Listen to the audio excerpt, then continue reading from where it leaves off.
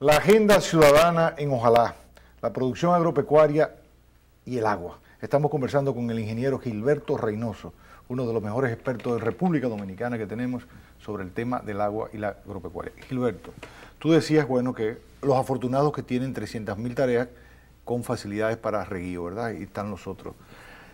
Por muchos años, quizás muchos de nosotros, entre los que yo me encuentro, teníamos la impresión de que los gobiernos de Balaguer, los gobiernos que le siguieron también, pues habían sido prodigiosos sembrando canales de riego, presas, etcétera, y que teníamos una formidable infraestructura. Pero ahora con el dato que tú das, uno dice, bueno, no es que estuvieran mal las inversiones que se han hecho, pero parece que son insuficientes. ¿Es así o estoy equivocado? Sí, indudablemente que, bueno, el país tiene una buena infraestructura hidráulica, ¿no?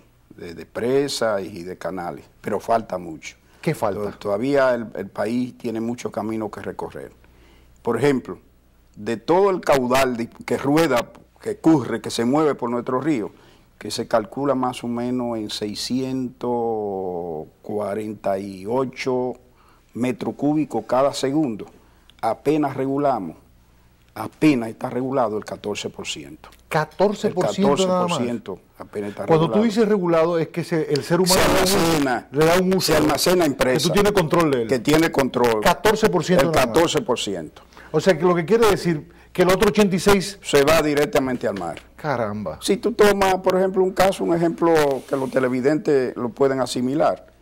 Todos los ríos de la región este, desde Los Amas hasta Chabón, no hay uno que tenga una presa. Eso quiere decir que todo el agua que se mueve a través de ellos va directamente al mar. La que no se utiliza, la que no se deriva en el momento, va directamente al mar y no se aprovecha. Toda el agua de todos los ríos del este no están regulados. No hay uno con regulación. ¿Y los acueductos del este? Los acueductos del este, paradójicamente, son casi un 100% de agua subterránea. ¿Pero cómo va a ser? Sí, no acudimos a la fuente superficial y acudimos a perforar pozos. ¿Qué es más caro? Para equiparlo con una bomba eléctrica o a base de combustible para poder hacer la extracción de agua. Entonces resulta... Estamos buscando el método más costoso. El método más costoso y menos eficiente en el aprovechamiento de recursos.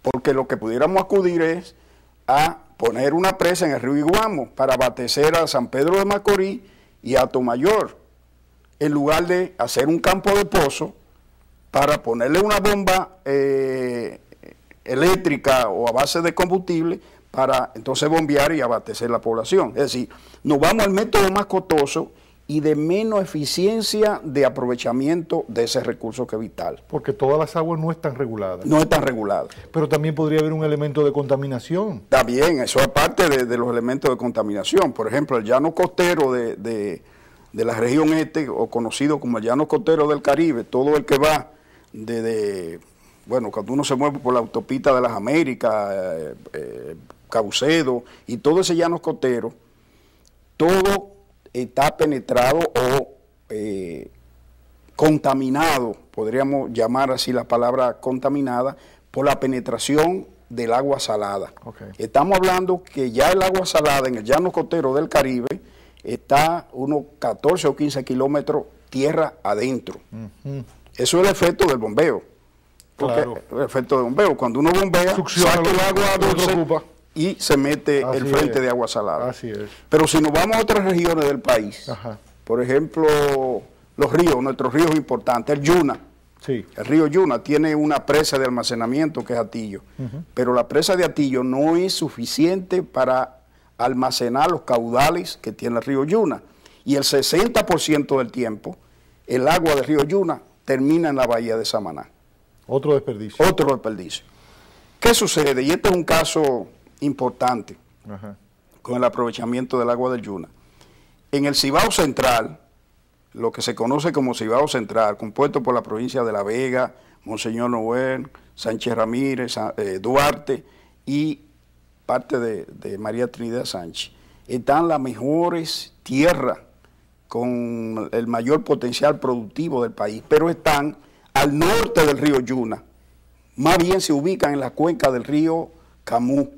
Sin embargo, el río Camú no tiene ese caudal que tiene el río Yuna. Entonces, ¿qué es lo que necesitamos? ¿Qué necesitamos? Llevar el agua del Yuna, pasarla de la cuenca del Yuna a la cuenca del Camus para ser aprovechada.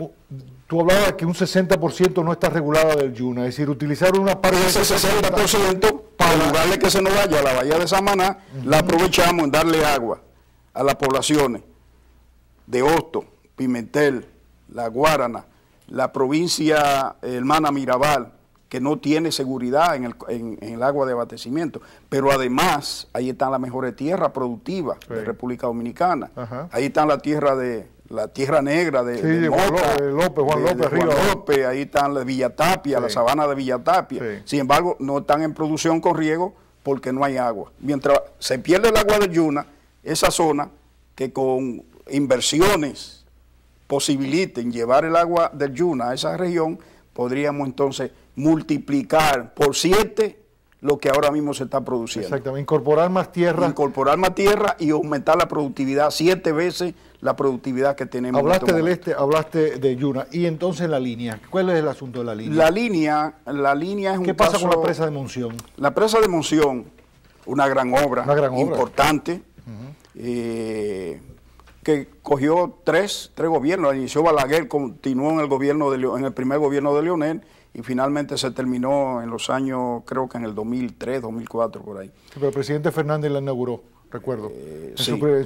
Cuando regresó su primer gobierno. Sí, pero ¿qué pasa con Monción? Se terminó la presa, sin embargo la infraestructura de riego no está concluida. ¿Todavía? Todavía. Ahí tenemos en Mao, esa tierra importante de Mao, productora de banana para la exportación. Sin embargo, son los canales construidos en 1912. ¿1912? 12. Es decir, estamos hablando de que por un lado tenemos la obra mayor. Canal de Monsieur Bogar. Todavía está Monsieur Bogar, de un famoso ingeniero francés que se estableció y que fue el pionero del riego en República Dominicana. Sin embargo, no hemos pensado en las inversiones para la infraestructura. O sea que también en la línea se está desperdiciando agua y mucha tierra con vocación. Y mucha tierra con vocación no produce. Ese es todavía peor.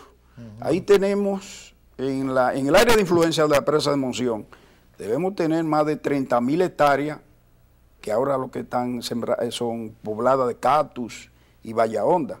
Sí, esperando que la infraestructura de riego lleve el agua para reconvertir la economía regional. Faltarían como los laterales. Le faltan ¿Cómo llaman ustedes los ingenieros a esto? La red secundaria o la red terciaria. La red terciaria.